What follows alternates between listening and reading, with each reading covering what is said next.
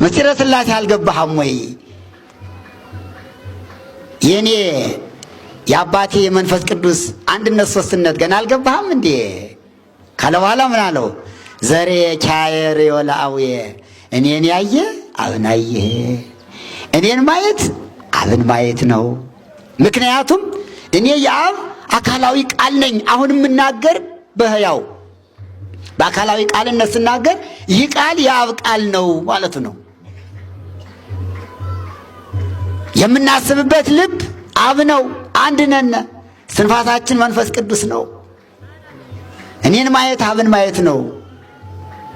አብን ማየት እኔን ማየት ነው። መንፈስ ቅዱስ ማየት ነው ካለ በኋላ ምን አለ? አነ ወአብ አሐዱ ነን። እንዲያውም እኔና አብ አንድ ነን፣ እኩል ነን ብሎ አረጋገጠው። እኩል ነን።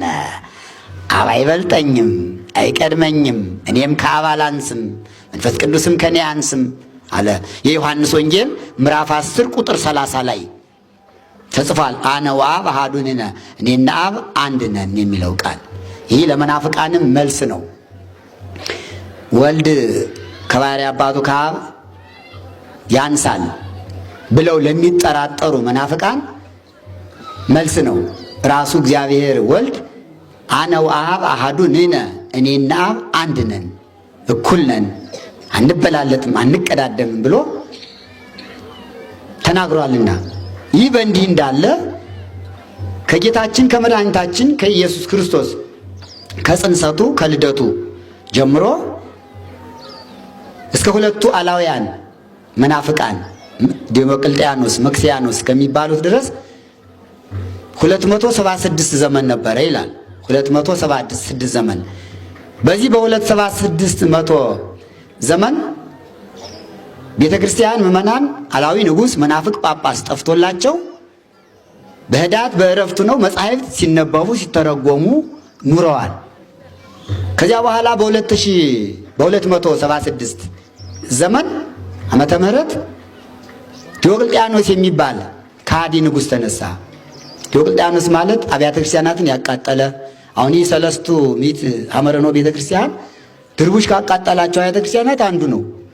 አሁንም ገና በመቃኞ በመቃረቢያ ነው ያለ፣ አልተሰራም። ወደፊት ይሰራል። ሁላችሁም እጃችሁን እንድትዘረጉ በውጭም በውስጥም ላሉት ክርስቲያኖች እንድታሳስቡ ማሳሰቢያችን ነው። ዲዮቅልጥያኖስ አብያተ ክርስቲያናትን አቃጠለ ስንል እንዴት አቃጠለ የሚል ጥያቄ ካለ ይኸው አሁን እንደምናየው እንደዚህ የመጀመሪያው ድርቡሽ ማለት ነው። ዲዮቅልጥያኖስ ማለት የመጀመሪያው ድርቡሽ አብያተ ክርስቲያንን ያቃጠለ። ማቃጠል ብቻ እኮ አይደለም፣ ከቃጠሎ የተረፉትን አብያተ ክርስቲያናትን ደግሞ እንዳይከፈቱ ይዘጉ ብሎ ያወጀ ንጉሥ ነው።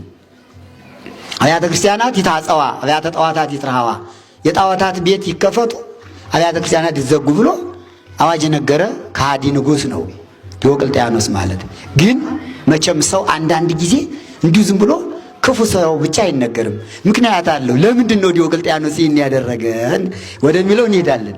ዲዮቅልጥያኖስ በቤተ ክርስቲያን ላይ ይህን ያህል ጭካኔ ያደረሰ፣ እንድትቃጠል ያደረገ፣ ምዕመናን እንዲሰዉ ያደረገ፣ የሰማዕታት ደማቸው እንደ ደም እየወረደ አጥንታቸው እየተከሰከሰ ደማቸው እየፈሰሰ ስጋቸው እየተቆረሰ 40 ዘመን ቤተ ክርስቲያን ተዘግታ ኑራለች በዘመነ ዲዮቅልጥያኖስ።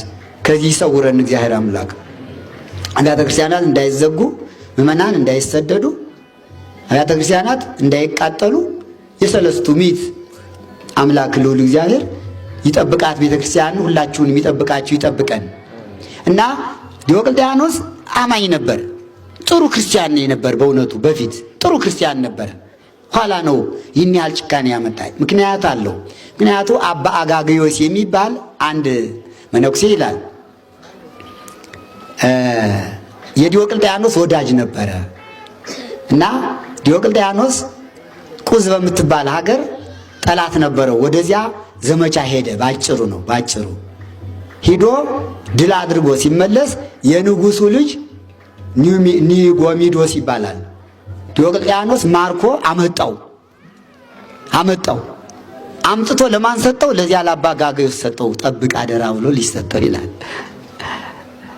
አባ ጋግዮስ ያንን ልጅ ሲጠብቅ ከቆየ በኋላ የዚያ ልጅ አባት ውስጥ ለውስጥ ሲሰማ ልጁ ከአባ ጋግዮስ ቤት እንዳለ ተረዳ ይላል።